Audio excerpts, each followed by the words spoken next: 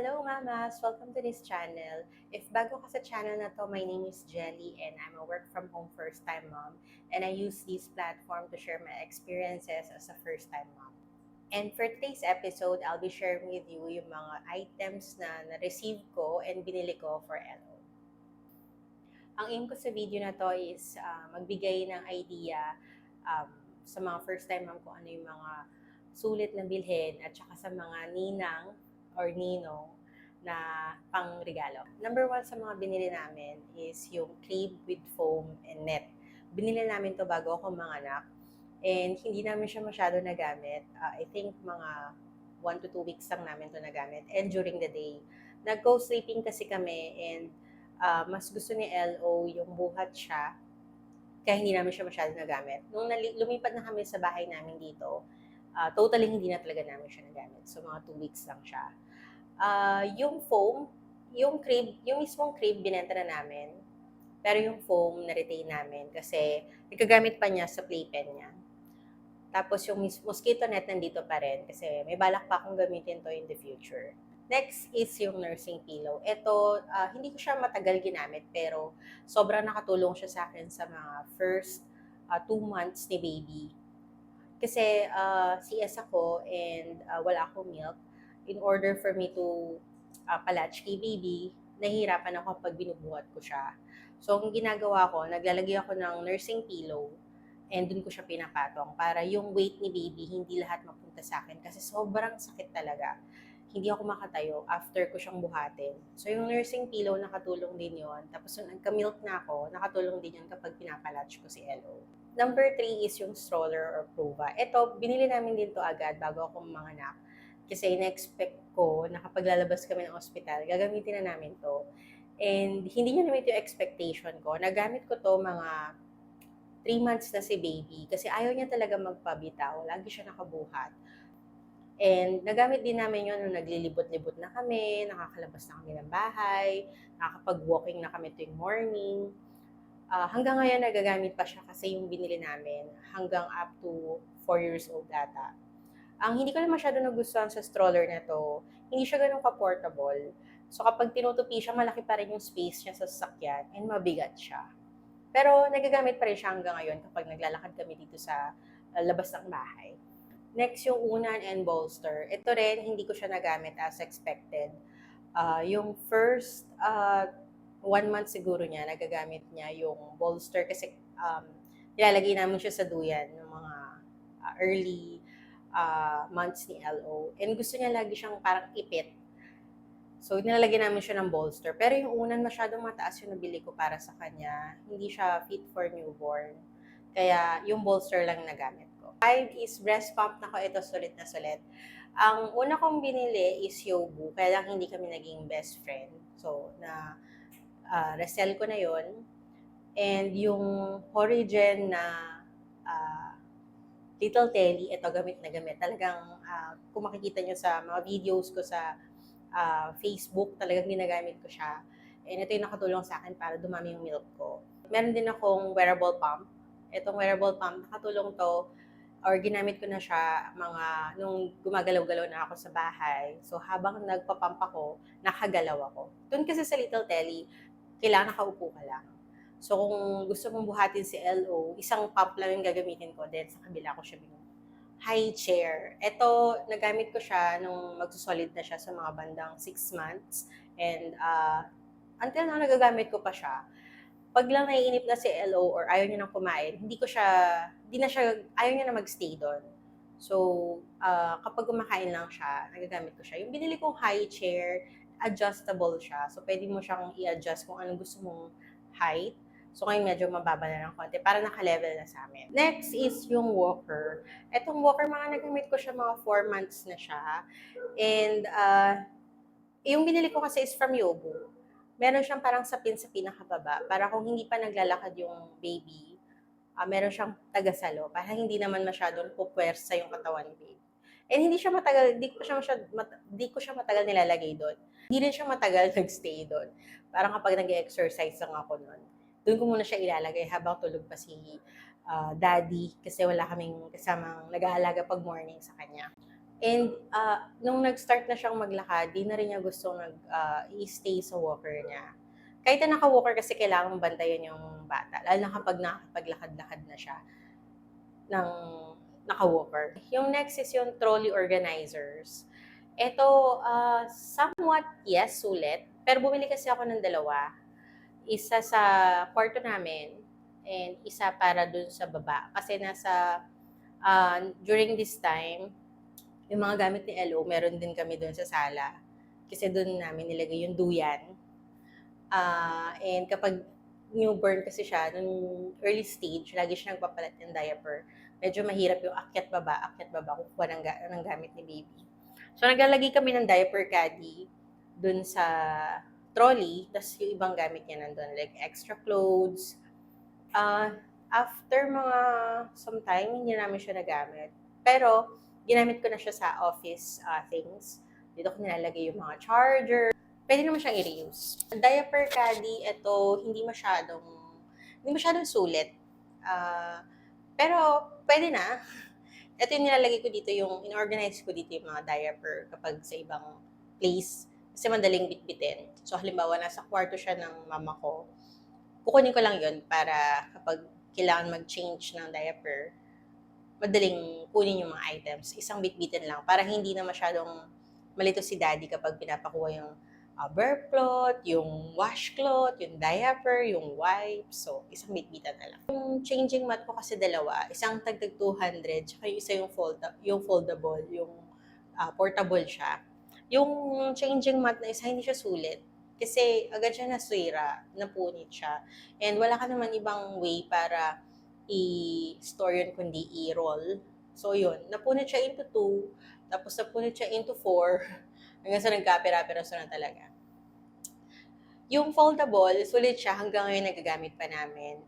Pero medyo mas sanay na kasi ako magpalit ng diaper ngayon, kaya alam ko na kung paano diskartehan.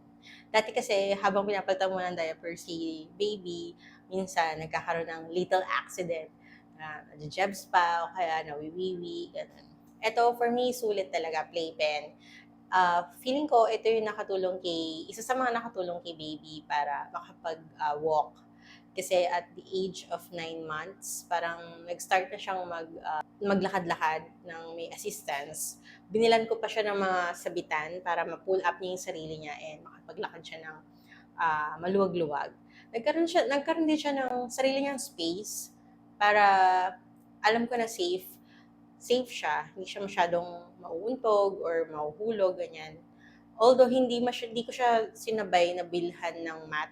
Kailangan kasi may mat kasi kapag nadula siya or nahulog, parang hindi masyado masakit na pag nauuntog. Yung iba nakikita ko binibilan nila ng foam, pero yung sa akin mat lang para medyo flat naman siya. Baby bed. May dalawa akong baby bed, isang nest na gift sa akin nung binyag ni LO. And then yung isa is binili ko from San Beno. San Beno ata yun. Yung binili ko is para maiwasan yung paglulungad ni baby kasi ang suggest ng pedia niya is kailangan elevated yung head. And wala akong makitang unan na fit para kay baby, kaya yun yung binili ko. So medyo elevated siya, pwede siyang mataas sa mataas kung bawa lounge lang yung gusto mo, or yung medyo mataas lang pero hindi ganun kataas. Gabi kasi mahirap, 'di ba, kapag hindi mo naman nababantayan. Kaya gusto ko naka-elevate siya ng konti. Kaya binili ko. Hanggang ngayon nagagamit niya pa. Kaya lang yung ginagamit ko na lang is yung level 1. Tapos tinanggal ko na rin yung sa may bandang paa or baba kasi hindi na siya kasya. Next is hanger. So, yung mga baby clothes kasi, hindi ako masyadong bumili ng marami. Kasi expect ko na nung binyag, marami magbibigay sa kanya. And hindi ako nagkamali. Marami nagbigay ng damit sa kanya. And sa sobrang dami, hindi ko na alam paano yung organize kasi maliliit sila para i-fold. So, yung mga dresses na receive namin, bumili ako ng hanger. Tapos, yun yung pinang-organize ko dun sa cabinet niya kasi medyo messy. So, lahat ng mga dresses na pang-alis niya, nakahang para agad ko nakikita. Basket organizers. Eto, meron akong dalawang binili. Isa sa Miniso. Online ko siyang binili. Hindi ko talaga nagamit. As in, hindi siya fit for things ni baby and medyo nagtisisi ako, binili ko siya. Yung mga nagagamit ko is yung mga plastic. Doon ko nilalagay lahat yung mga medicine kit, wipes, alcohol, para nasa isang lalagyanan sila, hindi kalat-kalat. Next is yung silicone bib, bowl, and yung kutsara. Ito, hindi ko siya masyado nagamit kasi yung silicone bib, laging kinakagat ni LO. Ah, hindi rin siya nag-work as expected kasi, ewan ko, masyado atang malambot. Tapos yung bowl niya and yung kutsara, tinigil namin paggamit sa kanya kasi nagkaroon siya ng mga rashes sa face. And iniwasan namin muna na magkaroon ng contact sa kanya yun. So right now, ang ginagamit niya is yung mga regular plates. Ang pinapagamit ko sa kanya pag kumakain kami is yung babasagin naming platito. Tapos ako yung nagpapasubo sa kanya.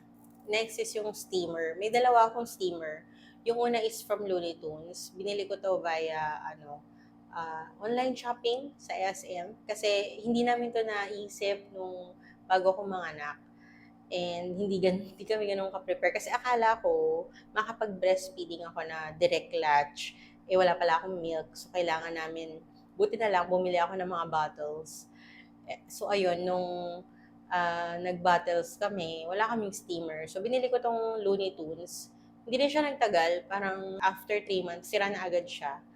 Tapos, bumili ako ng 5-in-1 from Mafa Babe. Meron na siyang dryer. Ito gamit na gamit hanggang ngayon, gamit ko pa siya. Yung ibang brand, parang may na-receive akong message na yung sa kanila parang agad nasira. Pero covered naman ata ng warranty. CP cups, ito I think must-haves to kapag water na si baby. Kasi na-encourage yung pag-inom niya dun sa CP cup instead dun sa bottle para unti-unti nagkakaroon ng transition. And in-advise din ako ni Pedia na i-train ko na siya for CP cups. Yung training cups, yes, nagamit niya rin to. Pero tinigil ko rin kasi nagkaroon din siya ng mga rashes dito. Pero maganda to kapag gusto mo nang mag-start na uminom sa baso si LO. Ngayon kasi ang gusto ni LO is yung CP cup niya at saka diretso dun sa parang tatanggalin mo yung bote, tatanggalin mo yung nip. Toys, hindi siya masyado sulit, pero pwede na. Binilan ko siya ng toys na sensory toys, yung mga balls. Ito, nagagamit ko pa rin naman hanggang ngayon. Tsaka yung stacking tower, binili ko din yon. Bumili rin ako ng BC Cube, hindi siya gusto ni LO. And yung iba, like yung mga dolls na Cocomelon, hindi niya rin masyadong gusto, okay lang. Pero, ang gusto talaga ni LO na laruin, mga resibo, sticker, remote, yung mga hindi laruan. Yung next is foldable stroller. Ito recently lang namin binili kasi nga meron na kaming approva and hesitant kami bumili ng another stroller kasi nangihinayang kami. May kamahalan siya, pero yung pagka-foldable kasi niya sobrang liit. Talagang fit siya for traveling. Eh, na-realize lang namin to nung nagbagyo kami kasi sobrang laki nung approva. Hindi namin malagay yung iba pang gamit. Tapos, mabigat din siya. So, hindi namin minsan, pag pupunta kami ng ibang lugar, naisip namin na huwag na natin dalhin, bitbitin na lang natin si Hello. Pero ngayon sa foldable na stroller niya, Akiva brand ata to. Sobrang liit lang niya. Tapos, ang gaan din. Kayang-kaya kong bitbitin, kayang-kaya kong i-assemble and ituklop. Maayos siya. Maganda. Thermometer, ito must-haves to. Kailangan meron kang ganito, lalo na kapag may baby ka. Kasi ang hirap yung timpla-timplahin lang ni baby. And yung binili kong thermometer is yung in-ear. Parang mas effective ata yun. Alam ko kapag sa mga newborn, mas effective or advisable yung parang suppository na thermometer. Pero yung in-ear, pwede na daw, sabi ng pedia. Pump bag, ito, binili ko siya kasi nga kapag umaalis kami, kailangan magdala ako ng pump at saka ng extra bottles. Pero ang nangyari kasi, medyo malaki yung nabili ko. Ginawa siyang diaper bag kasi sabi ni Habi, ni Daddy, nahihirapan siya magdala. So, kung pwede daw, isang bitbitan na lang sana. Hanggang ngayon, ginagamit pa namin siya as diaper bag / pump bag, tsaka bottles. Bathtub, ito, nagamit niya nung newborn until 4 months. Tapos tinigil namin doon kasi nga medyo malikot na siya sa bathtub. Yung binili ko is yung may bed na pwede namin siyang ihiga doon. Malikot na siya and umuupo na kasi siya nung mga time na yon. Talagang nahihirapan kami paliguan siya. Balak namin ibalik si baby doon kasi malaki yung binili ko from Yobu. Balak namin siyang ibalik doon. Siguro mga 1 year old. Pero tinatry namin siyang unti-unting transition from bat lounging or bat seat. Yun yung parang yung salbabida. Parang siyang salbabida, tapos iuupo mo siya doon. Madali siyang paliguan pag nandun siya, nung nakakaupo na siya. For me, sulit yung bathtub kasi kahit na medyo malaki siya kahit na hanggang 4 years old magagamit talaga siya. Next is yun nga, bath seat. Ito nagamit niya nung nakakaupo na siya, tapos pinapaliguan namin. Kasi nag-start na siya mag-explore kapag naliligo. So, binibigyan namin siya ng mga toys or mga empty bottles habang naliligo para nalilibang siya. Tinry ko siyang gamitin as lounger. Katulad ng mga nakikita ko sa TikTok habang halimbawa, pinapanood nila ng Cocomelon or kahit ano habang nakaupo dun sa seat. Hindi siya comfortable for me kasi mainit yun eh. Parang salbabida talaga.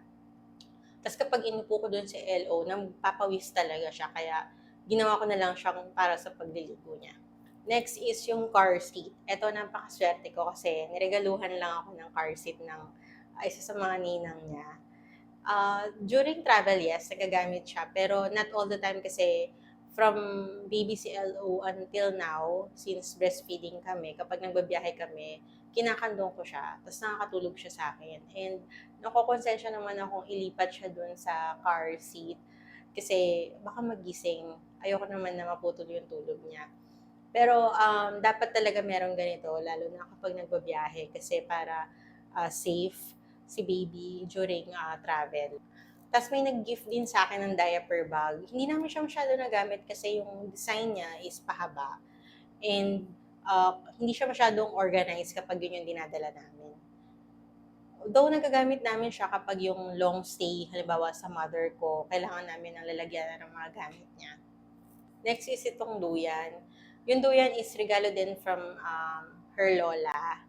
And maganda yung duyan na binigay sa amin. Nagamit niya to from first month niya up to mga 5 months. Kasi nung dumadapa na si LO at saka nung nag-start na siyang mag-grab ng mga things, naangat niya na yung sarili niya. Medyo natakot na kami kasi baka mamaya matumba siya sa duyan or ma-out of balance yung duyan, mahulog siya.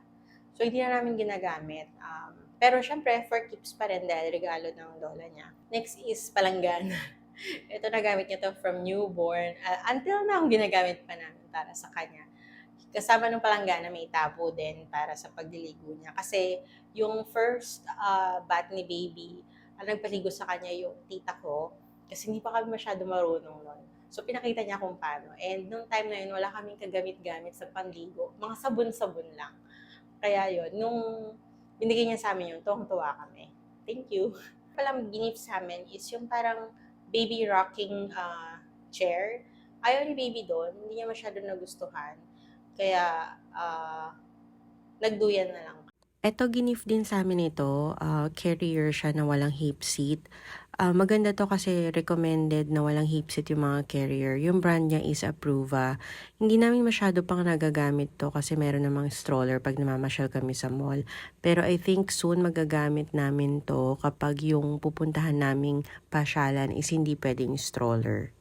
Yun lang sana nakatulong to sa inyo. Thank you. Bye.